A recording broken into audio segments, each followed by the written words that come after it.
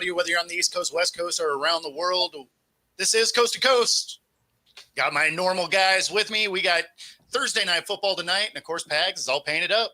Let's go. Hey, listen, I was going to go down and start the tailgate, but they don't even open the lots until 1:20. So there's no sense in racing down there. I'd get down there just as they open up the lots, even if I did the show from home. Yeah, no, that makes sense. So no point in standing at the fence waiting to get in. Yeah, there are already people doing that. Oh, of course. In a big way. So I can imagine it's going to be a fun night tonight. This is going to be a really good game to watch, especially for a Thursday night. That's my thought on it. Is we finally have a Thursday night game that isn't terrible. So I'm excited about it. We got two teams that are actually playing well. They're going to go against each other. Your team is winning in spite of your head coach. I mean, I feel like this is going to be one of those battles that is actually entertaining on a Thursday, which is weird.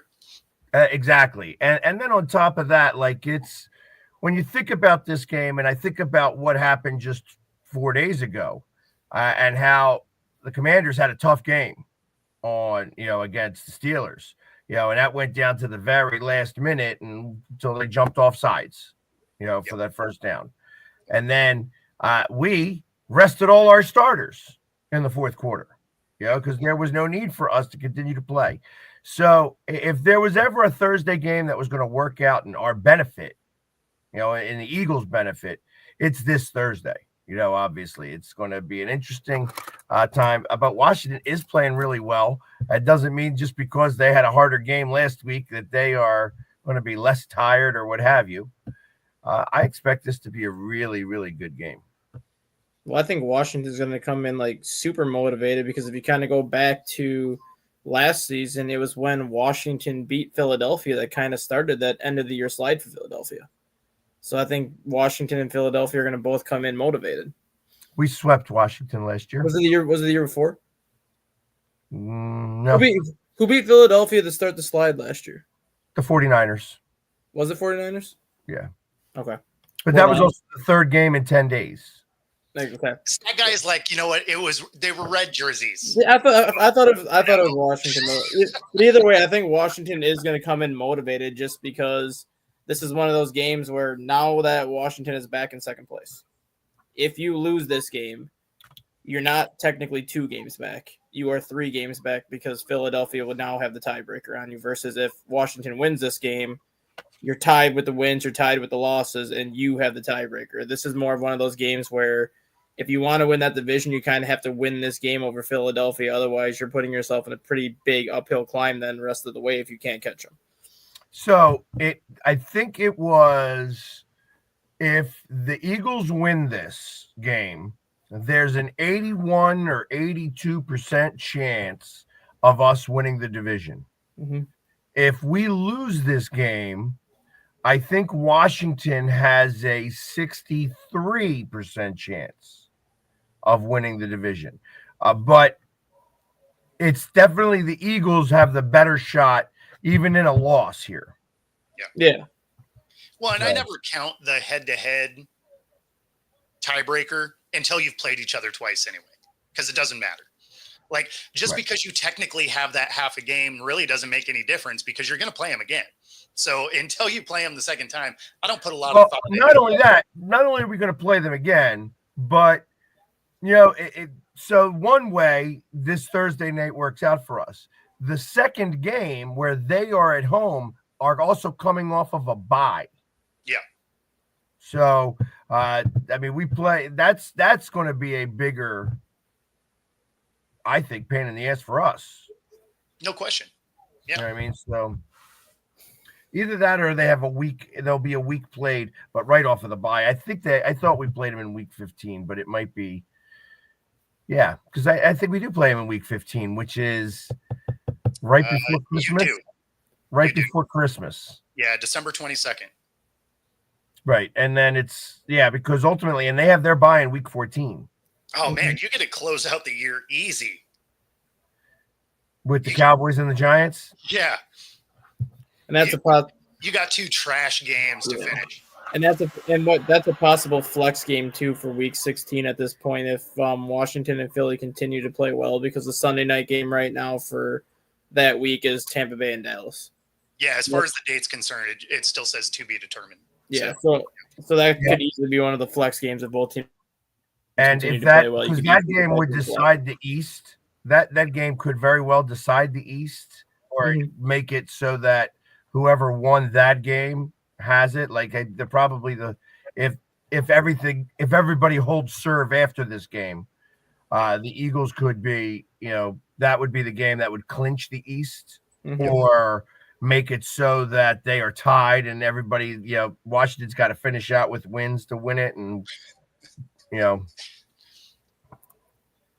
he's watching on his couch. This is how he watches every game. Yes, now every game day.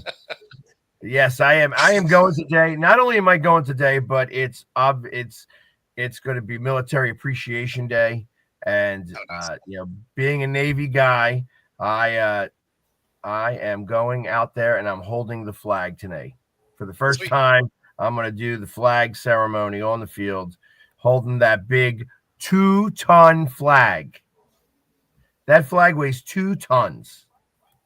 I mean, that's why you need 500 people holding the thing. That's exactly correct. That is exactly correct. You're only carrying about 25 pounds of it, but yeah, like this is probably going to be one of the better Thursday night games, I think, of the year. Like, I mean, last Thursday's game with Cincinnati and Baltimore, I think, has taken the cake so far. When you just kind of look at how both offenses played, you look at how that game ended. I don't think this one is going to be nearly as high scoring as that, but I could see a similar situation where this game's going to come down to like the final 15, 20 seconds, where it might be a field goal that wins the game, or it might be a turnover, or just something that determines the winner.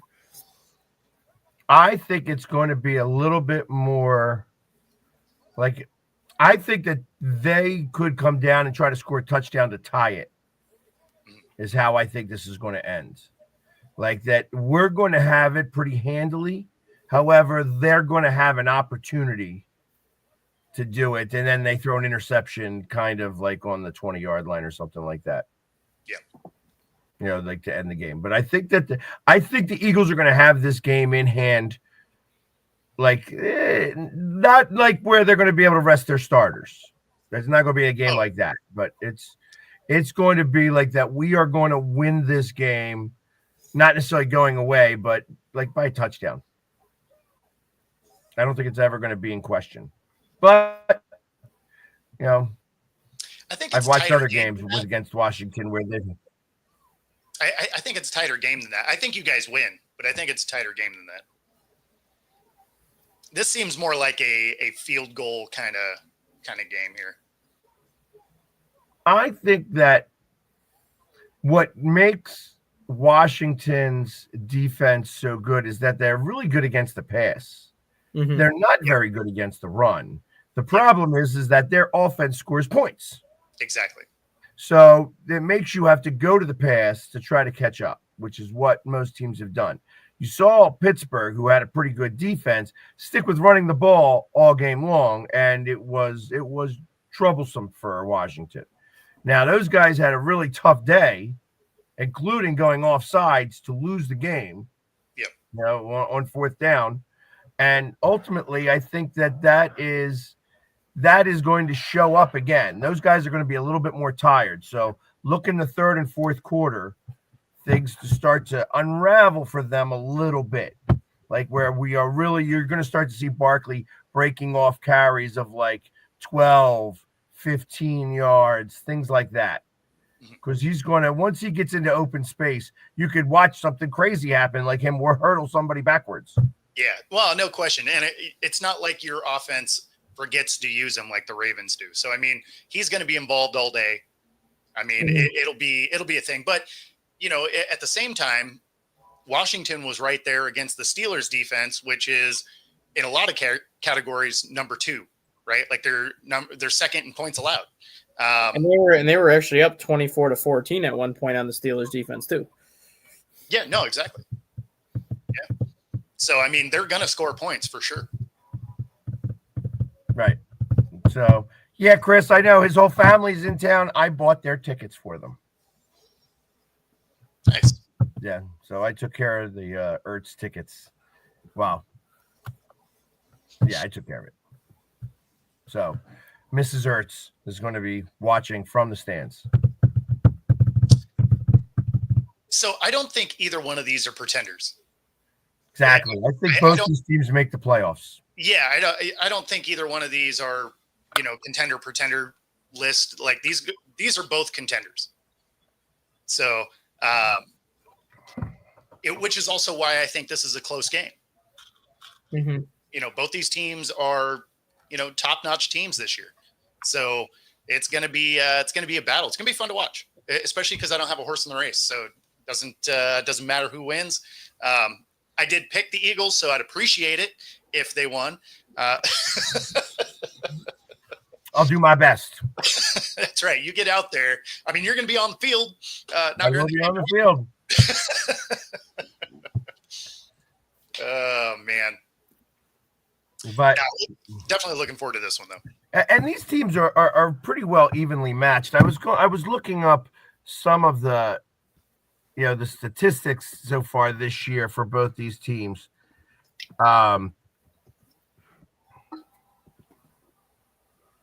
The problem, you got to go through all of these sites. I can't stand the ads on these sites. So I have it up just because I'm doing a pick'em show right after this.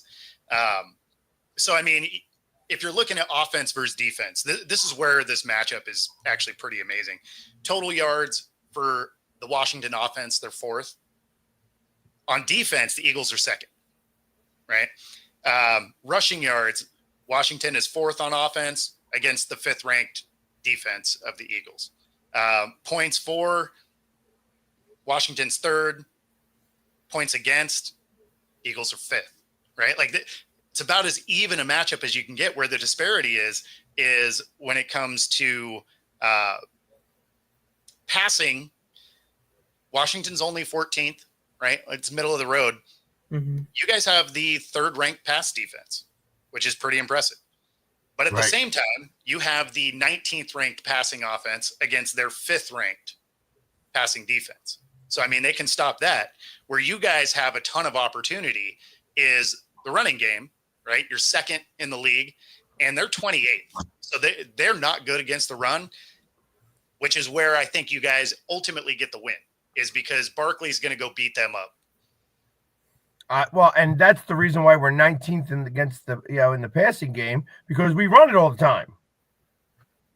Which is what we're supposed to do. Probably one of the biggest things is your team is healthy. You have your 4 guys that are on IR, but outside of that, everybody's playing. Now, I know Brown isn't 100%, but he's going to be out there. You go over to the Commanders, they have 12 guys on their injury report. I think that's going to be one of the biggest differences there, is you guys are amazingly healthy for going into week 11. And they are your average team where they got guys that are going to miss this game, or at least are going to be, in limited capacity. Because there's quite a few of those guys that are, they're questionable. So they'll probably play, but are they going to be 100%? No. So where you guys match up is mostly the same, but where you're different, you guys are better. I agree. Well, and I think this is going to be, it's a divisional probably game. The rookie's biggest test. Mm-hmm. Yeah. Yeah, like he's going to be learning now exactly. This is a divisional game. I mean, he's played against the Giants. Did they play the Cowboys yet? I don't even think they have. I don't think they have yet. Yeah, I don't know. So they may have played the Giants twice already. I'm not even sure of that either. Let me see. I can actually see it. Played the No, they played the Cowboys, Eagles, Cowboys. So yeah, they've already played the Giants twice. Week 2, they have to play the Cowboys twice. Yeah, they play the Cowboys next, and then last week of the season. And then they play us in week 16, not week 15. Yep. So their bye week is then they play the Saints at the Saints, and then they come to the Eagles. So they do have the beat up week going down there first. But I mean, you think about the games that they lost. One was against the Ravens in week 6 where they actually made it a game. They're beating the teams they're supposed to. They had a tougher game against Chicago than they needed to.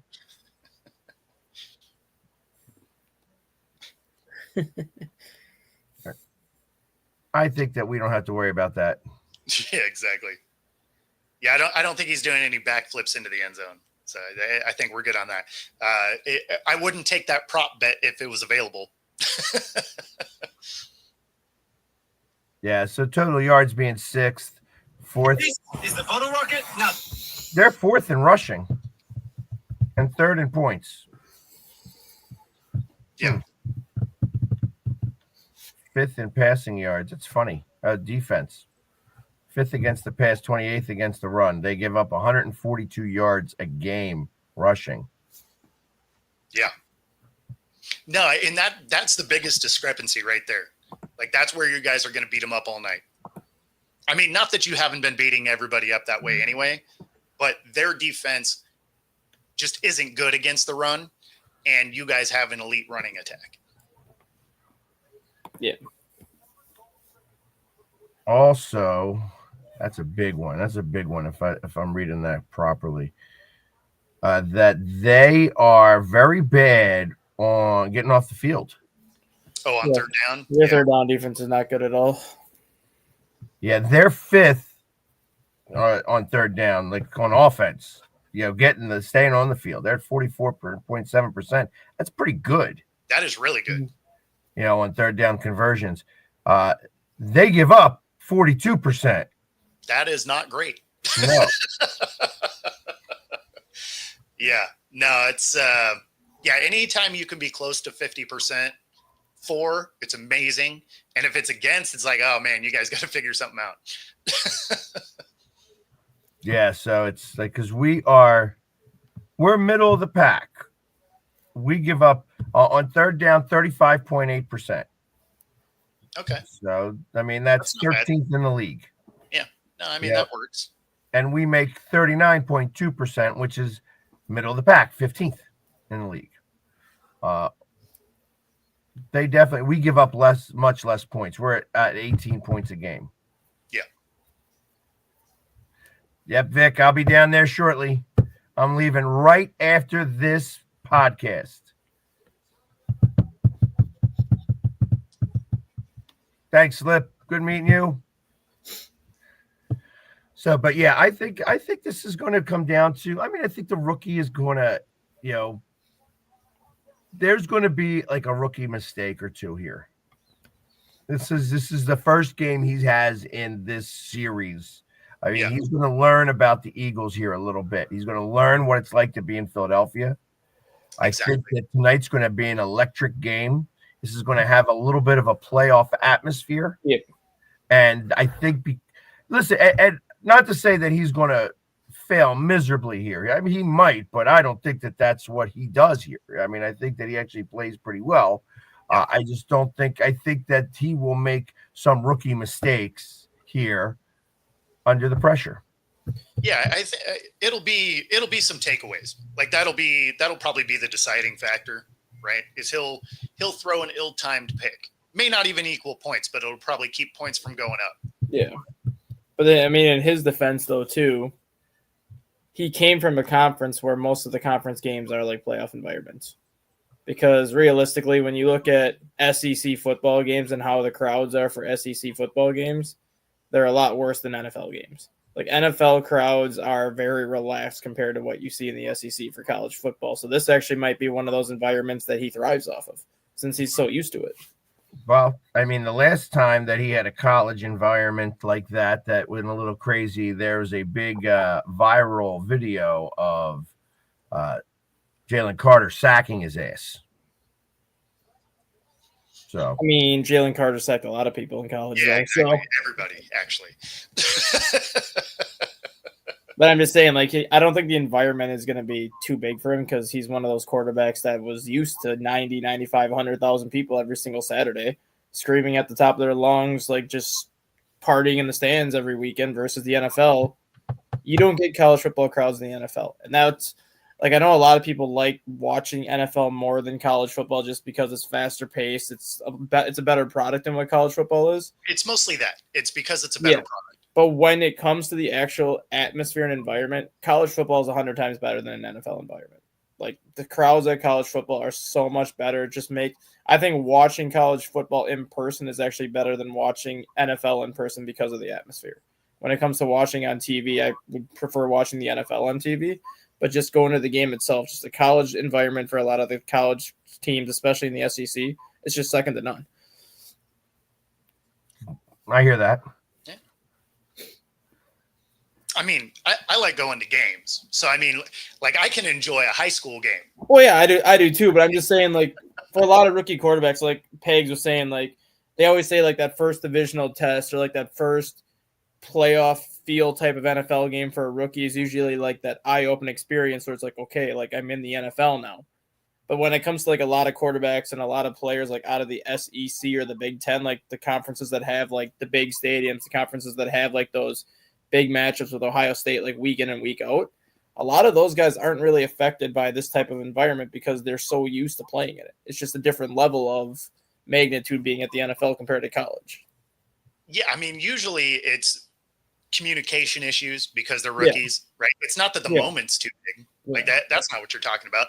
But the atmosphere is different. Like it's going to be louder. It's going to be harder to communicate with your guys. And then at the end of the day, you're going against, even if you're going against an Ohio State, that team has like 5 guys that might end up in the league. This has 53 All-Americans on it. Like they're, you know, if you can't communicate, you're going to get blown up. Not to say that by week 11, you haven't had your welcome to the NFL moment, because you definitely, you know, that happens. But this will have some mistakes in it. I mean, no question. I agree. You know, and truth of the matter is that, I mean, they were talking about that yesterday with Caleb Williams, that and when I say that the coaching staff is teaching him how to play scared. And where if you look at the first year of Peyton Manning, that he threw 24 touchdowns and 28 interceptions, that is his game, that will evolve over time. You know, that, hey, it's he's obviously in his first year, you want him slinging the rock. You want him to get used to fitting it into tight windows. If you think that if you make him play scared, those tight windows are too tight all the time. You got to throw the football through the circle, you know, far away in the, you know, and you're always hitting the wall. You know, you're not making that, or you're giving them up in one way, shape, or form. But you need to make those mistakes to learn from them. You can't play scared. And that's kind of what they're doing with Caleb Williams right now. And it made me think about something. I'm glad you brought that up. So I had something more to add to that after yesterday. And not only that, I there's a thought process that I got hit with after the show yesterday. Any thoughts on possibly Chicago trading Caleb Williams to the Raiders for one of the first picks in the draft? No, they will not do that. No way. Just because if they won't do that, because this was Ryan Poles' pick. He's going to live and die by this pick. It either pans out for him and the Bears and they're set at quarterback for the next decade, or it's just going to be a rinse, wash, and repeat like it's been with Mitch Trubisky and Justin Fields. But when Ryan Poles came in to take over the Bears, he came in after they already drafted Justin Fields. So his first 2 years in Chicago, he never had a chance to really draft his guy. This is Ryan Poles' guy. They're not going to trade him after 1 year of this shit show that's been going on in Chicago. Realistically, 3 years of a shit show because Matt Eberflus has sucked. Even for Shador? Nope. Even for Shador, they would not do it. Okay. The reason why where he pans out, then you definitely get fired. The reason why a lot of the Bears veterans now want him benched, and it actually has nothing to do with his injuries or his injury concerns. It has to do with a comment that he made in the preseason that is completely backfiring on him right now, and that's why a lot of the veterans are kind of pushing for Bajan to start. When the Bears took their punter in the 4th round, Torrey Taylor, Caleb Williams called Tory Taylor on a Facebook call and basically said, we have the offense in place where you're not going to have to punt very much this year. Here we are 9 games into the season, and Tory Taylor has 154 more yards punting than Caleb Williams does passing. Yep.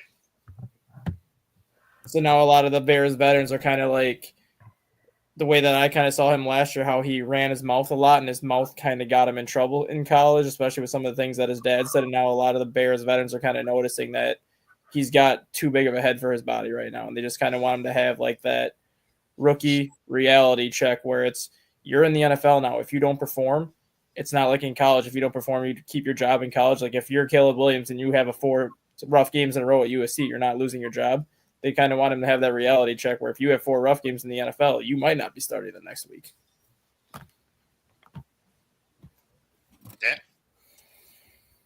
Yeah. Yeah. I mean, I liked Greeny's take of it since we're talking about Chicago. Organizational catastrophe with a capital C. All right, the city of Chicago, the Bears, they have that big C on their helmet. They should change it to catastrophe. The degree to which they have mishandled this situation is now embarrassing. You decide Shane Waldron is the guy. You know, when the season ends last year, we have the most important thing we're going to do in the foreseeable future is develop this quarterback. Coordinators who had a lot of options were interested in going there because they all knew we're 1 year away from getting fired anyway. So the bottom line of it is they go out and they hire Shane Waldron. At the time they did, everyone said, really? Seems like a very unusual decision, and now it's a disaster. This is another step in what is an organization that cannot get out of its own way. Listen, and if Greeny's saying that, because I think Greeny is about the least sports guy in sports media. Mm-hmm. Yep. And he's burying him. I'm like, okay. I mean, he's not wrong, though. Like, they do everything they can to kneecap themselves. Like, it is crazy. What I found funny is kind of what else they said yesterday, too, is everyone said that when they were interviewing offensive coordinators that Cliff Kingsbury should have had a blank check waiting for him when he walked into the facility to interview that day, just because he worked with Caleb Williams at USC. Like, it was a perfect match where Caleb Williams would be in the same exact system that he was in college, just modified a little bit. As the report that came out yesterday, if Matt Eberflus leaves, guess who the Bears' top target for head coach is? Cliff Kingsbury? Yep. So why the hell did you let him leave the building in the first place if now he's going to be your target for a head coach? Because like you literally let your rookie quarterback's first year go to waste because you didn't want to give him the offensive coordinator that he had in college, but now you're saying he's your top choice for head coach because apparently this coaching regime hasn't worked. Yeah, I mean, the Bears just as an organization never seem to know what they're doing. I mean, again, it's entertaining, but it's hilarious, hilariously entertaining and pathetically stupid for how they handle these situations. But it's like you could have brought in Cliff Kingsbury this year, and if the Bears continue to struggle the way they are, you could have fired Eberflus and just literally promoted Kingsbury to your interim head coach for the rest of this season, and then just name him head coach next year. Now it's like you don't even have him in your organization right now. You wasted your entire first year of Caleb Williams because the offensive coordinator you brought in was complete garbage. Now you might go and get Cliff Kingsbury anyways. It would have just made more sense to put him in that system now, keep Caleb Williams in the same system, and just build around that system. And would you want to be Cliff Kingsbury and take that job now too? I would. Well, that's what I was going to say. I wouldn't want to take that job. I kind of would because he'd be going into a situation where the quarterback that he has knows his system. It wouldn't be going to a team where you kind of got it. Like Jaden Daniels did not know Cliff Kingsbury's system, so Kingsbury had to kind of teach Jaden Daniels that system. Same thing with the Kyler Murray when he went to Arizona. Caleb Williams has been in the Cliff Kingsbury system. It would just be modified a little bit, but it would be a lot less teaching going into it. It'd be like, this is what we did to be in college to be successful. We can't do the same things that we did in college, but we can still do some of the same things to be successful. I mean, but why would you move? Like, you're in a position where you get a few more pieces and you can actually do something. Why would you go to a dumpster fire? I mean, it's still being a head coach. So like every coach wants to be a head coach for the most part. Sure. And I think you want to pick your spots. Like you want to go somewhere where you can be successful right away. I don't know that that's this particular location. I don't know. I agree there, but at the same time, I think they could be successful quicker if he went there, just because he would have that familiarity with his quarterback. It'd be easier for him to turn that offensive quicker than what he's doing. Because you know what definitely helps you get a job? Winning a ring. Well, I know that, but he's not the head coach in Washington right now. Like, Yeah, but it doesn't matter. But if he took a head coaching job and you win a ring, yeah. But everyone's looking at all of a sudden you have more options.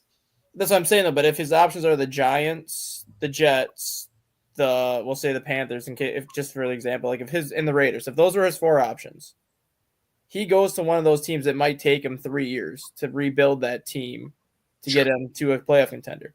If he goes to Chicago, he could essentially rebuild that team in 1 year just because their defense is still good enough to be a championship caliber defense. They still have all those pieces on defense locked up for the next 3-4 years. Bring him in. You're in a division kind of like being, the Raiders. It's like, okay, I mean, you got to be, you don't get to be an average team because it just happens that your division is really good. So if you go to take over the Bears, you have a really tough division. So I don't know if you go to an organization that is routinely a problem in a division where your division rivals are just going to beat you up. Yeah. Like most of that doesn't make sense. Like you got to, if you're going to go somewhere, you want to go somewhere where you also have a shot to do something within the division. Because I mean, there's only 32 of these positions, and if you don't win right away, the NFL is that, what have you done for me lately? And if you come in and you are just terrible the first couple of years, organizations aren't that patient anymore. Exactly. Although historically, maybe they're not anymore. Right. But the Panthers' job, to your point, may very well be open because I feel like we've already had more games with one coach than we've had in the last 3 years. Right. So hey, it feels like time to fire the guy. Speaking of the NFC North, though, it looks like that the Dallas Cowboys are very interested in taking Brian Flores as their next head coach. Okay. Really? Which doesn't make sense to me because if Jerry Jones wants a yes man for his organization, Brian Flores is not going to be a yes man to Jerry Jones. Again, I'll bring the marshmallows and the graham crackers. Let's roast these things. It's going to be fun to watch. That would be a ticking time bomb waiting to happen. Exactly. Let's go. Exactly. Fun. Let's go. Let's make it happen. I mean, obviously we'd end up with a lot of Cowboys segments, but you know what? It'd be entertaining. Very entertaining. So, anyways, real quick. So before you go do your commercial, I got to do mine really fast. So you're going to get a double commercial here real quick. So what's up, everybody? Philly sports guy here for Tick Pick. Did you know for this Eagles game tonight that you could get in between the 20s for about $300 only if you use the code PSG25 to get the $25 off. Get in between the 20s down in the lower bowl for under $300. Use the code PSG25 and you know Tick Pick, there's no hidden fees. Go Birds with Tick Pick. Yeah. You know, Joe, we're not even picking on your team. They're picking on themselves. We're just reporting.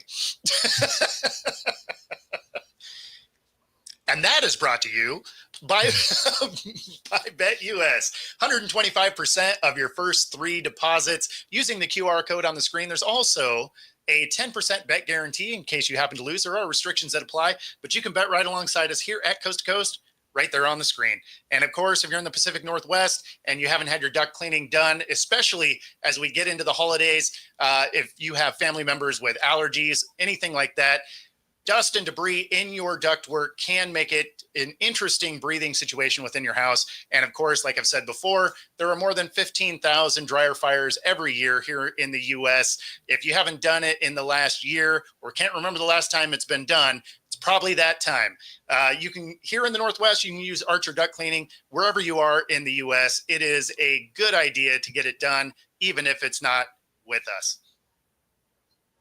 All right. There we go. Yeah. Trust me, I know all about that. Yep. Yeah, it's dirty work, man. It is dirty work. You are a mess after doing a dryer for sure. Trust me, I have. Imagine doing a chimney. No. Chimneys are 0.5. I just did mine, in fact. And the whole, like, even before I started doing, I'm like, man, this is going to suck. Because there's just no good way to not get dirty doing it. Right. Man. Finally got this. So we did have Mike Williams trolling Rodgers a little bit this last week. Now that he finally got out from there. And what's that? It's a good man. Yeah, so it was pretty funny. He scores that touchdown for the Steelers, and he hashtags Redline, which is a direct dig at his former teammate. And this was Rodgers' response to it. It was pretty funny, just because he took it in stride. Appeared to be trolling you on his Instagram. You saw it, I'm sure. I didn't see it. A picture of his touchdown last week in Pittsburgh, and he hashtagged it Redline. So, what appeared to be trolling you there, but what's your reaction? I don't have it. I like Mike. I'm happy for Mike. The hell you are. Yeah, exactly. I mean, it was kind of funny though. He goes, "What's your reaction?" He started laughing because I don't have one. He's like, "Hey, that was a good one. That's a good friggin' troll." Exactly. He kind of gave that. He gave him the thumbs up there. I like Mike. What else is he going to say? It's like, yeah, he got me there. No, exactly. And that's why I got the clip. I was like, that was kind of funny. He took it in stride, because there has been quite a few times where he gets a little bit butthurt about, everything. So it was good to see, something where it was at least lighthearted, right? Exactly. So nice. That's. Hey, listen, you better start to get the joke there, Aaron. You know what I mean? It's like if you ain't going to win the games, you might as well be lighthearted. If you're gonna kick your entire team out because you make the bad throw and not them, then you better be able to take the dig that's coming your way. That was the thing that was wild, right? Like he calls him out in that game, and he's like, "Oh, he's supposed to be on the red line, whatever," right? Completely neglecting the fact that the week before he made like 3 huge catches for him. And then, calls him out in that one, kind of forces him out of town. It's just like, man, but dude was a good third option for you. Like, I don't really know why, especially after Lazard goes down, right? You have Garrett Wilson, you have Adams, like that. He's that third option that has pretty good hands. You guys don't connect on one that you call him out on, then you force him out of town. Seems crazy. So but yet you don't see him calling Devontae Adams out for dropping a touchdown pass last week. Or all the ones that he shoved to Garrett Wilson that guy had like 8 drop passes already. Yeah. So I have been I'm actually switching it up a little bit here. Yep. Sure. I posted a poll yesterday. I don't ever post polls. I'm not a poll guy. However, I might start doing it now because I was actually impressed by how many people responded to the poll. Which platform did you put it on? On Instagram. Okay. I probably could have put it on Twitter too. I just didn't because, like I said, it was my first time doing a poll.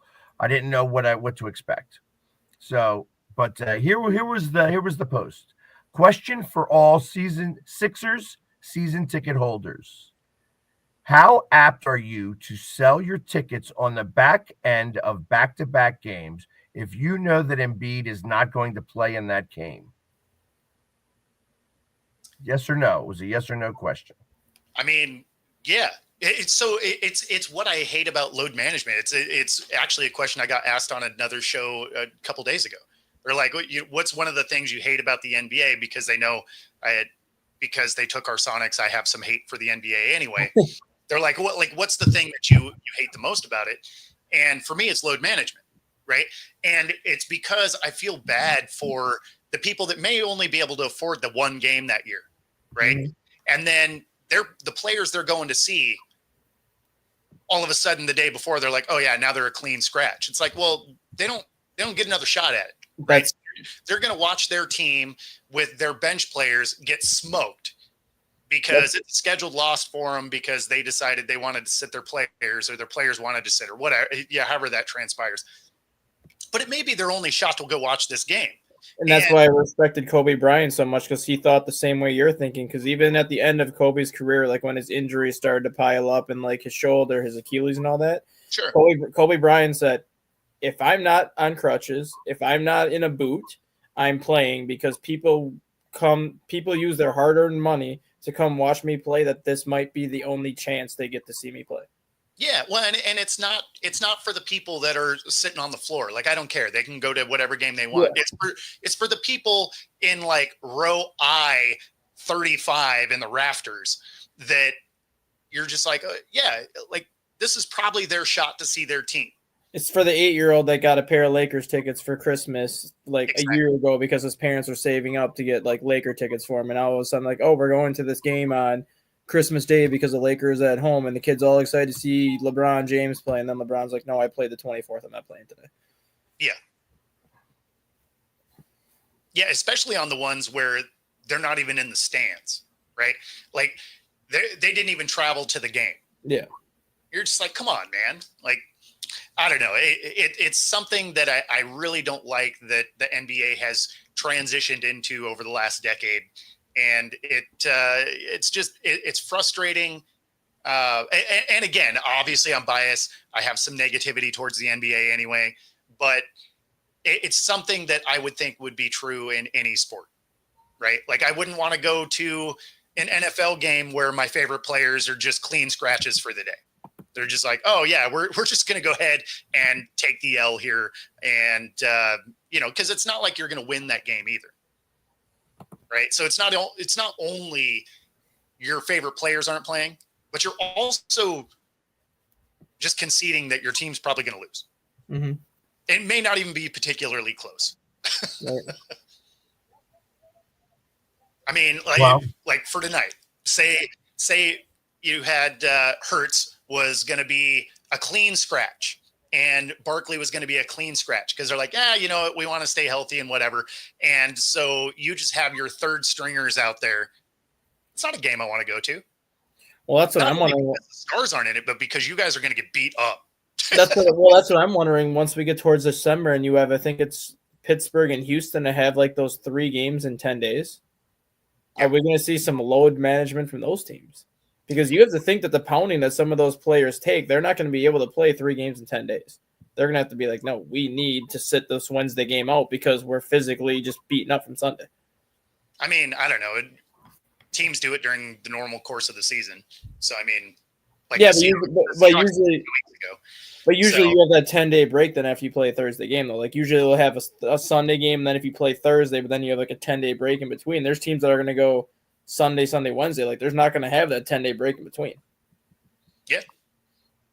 No, I mean, it is what it is. Now, it's also why I never buy tickets to week 18 or week 17 in the past, is if your team is in a spot where they may rest some guys for the playoffs, I'm not going to that game. I'm not going to go watch a depleted team give a half effort because they don't care. You're not going to watch Sam Howell go out there? No, I'm good. I watched him I watched him in preseason and I watched him in practice. Like I've seen what I need to see. And there you have it. But yeah. I don't know. I kind of think that this is going to start to become a really big deal. And how are they going to really manage this? I mean, this is something that Pop did all the time. Yep. You know what I mean? That was part of how Popovich won all of his titles. So this has been going on forever. Just all of a sudden now the NBA is going to start to target specifically the Sixers. But there's going to be more teams involved, I got to imagine, as well. Yeah. Yeah, it was funny. Yesterday, they were talking about, how amazing it is that the Cavaliers are 12-0. It's like, we're 12 games in. Like, calm down, people.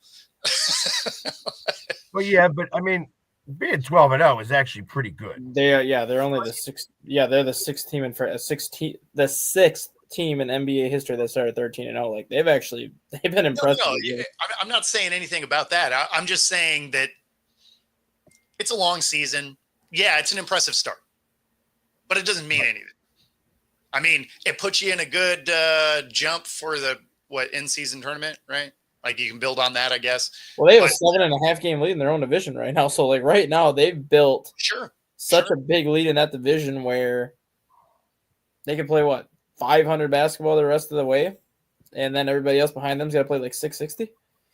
Well, make up the 7 games.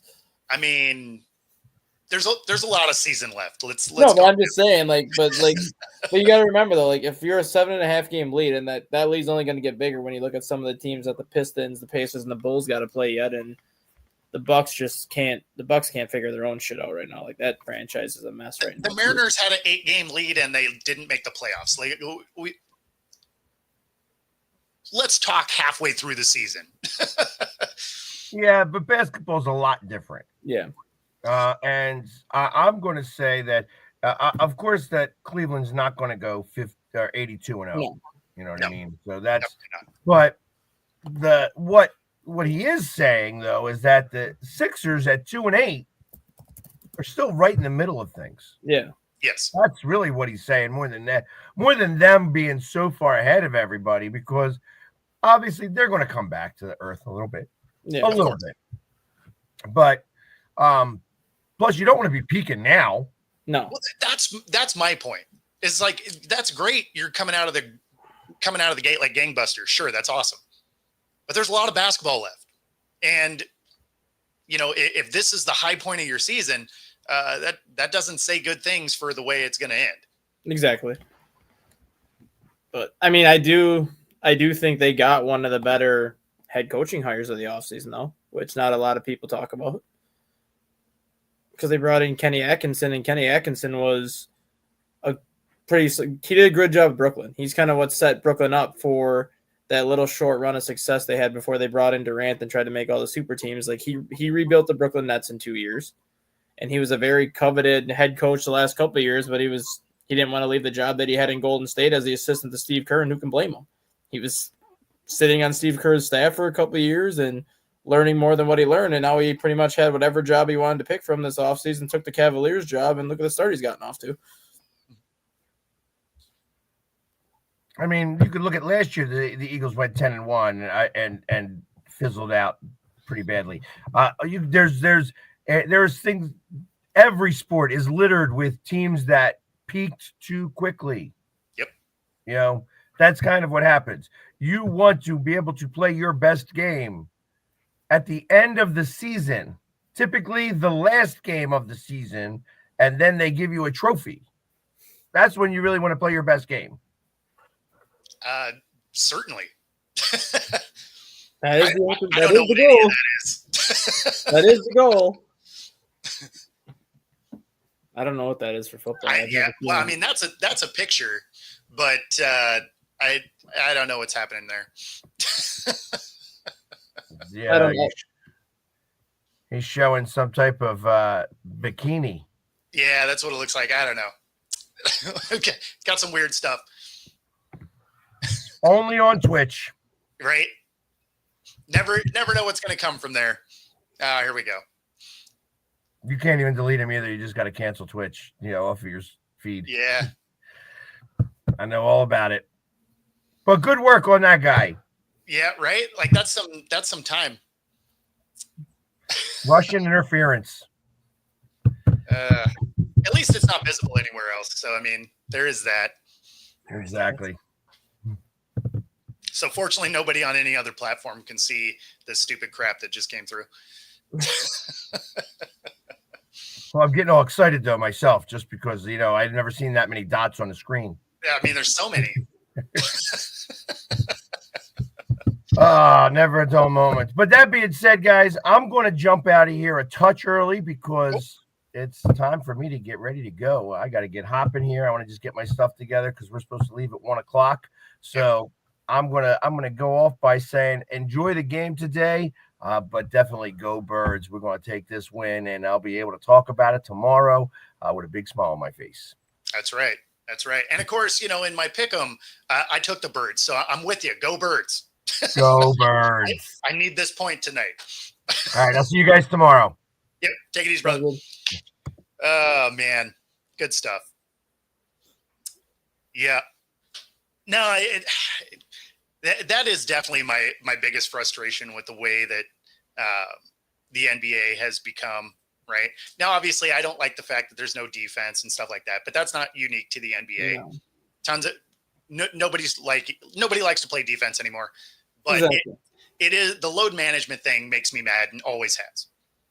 Like, I don't mind it so much if it's here or there, coming off a like if you have a guy that's trying to recover from something, especially like if it's a hamstring or something like that, where those can be lingering injuries and you're trying to make it so that it doesn't move forward in the season. I have no problem with that. But when you are a clean scratch, like, what are we doing? I mean, you're making, $50+ million a year, probably. About that, brother. You can't figure out how to get on the court and play for 4 quarters. Like, what are we doing? We don't even play 4 quarters anyways. They don't even play 3 half the time. They play like 34 minutes. No, exactly. I mean, that's also a newer thing. Like, even when you are playing, you're not playing. But, I mean, at the end of the day, you're getting all this money. You can't figure out how to do your job. I mean, you're talking about people that are working a ton of hours to be able to afford to go to this game. Exactly. In jobs that, are harder. Yeah. So, yeah, I don't know. Not a fan. Cowboys fans taking the Eagles. Here we go. I know that hurt you to type out there, Joe.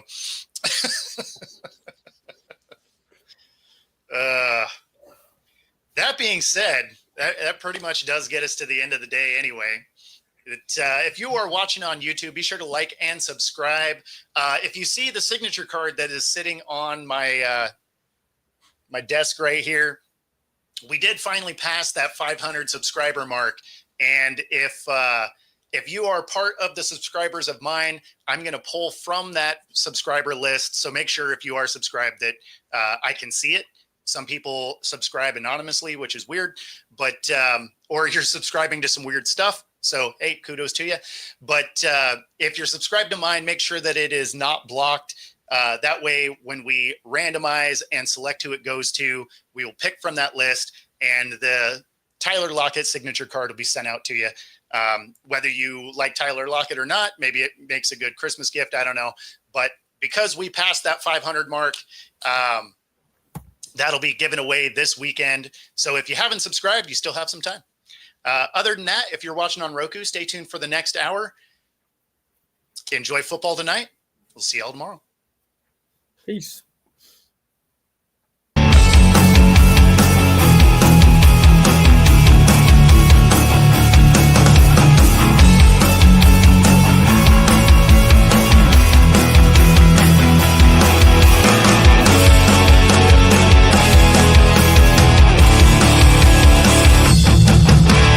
Introducing National Streaming Sports, live and on-demand sports talk programming that you can access 24/7. For the premier sports talk experience, tap into our Roku channel.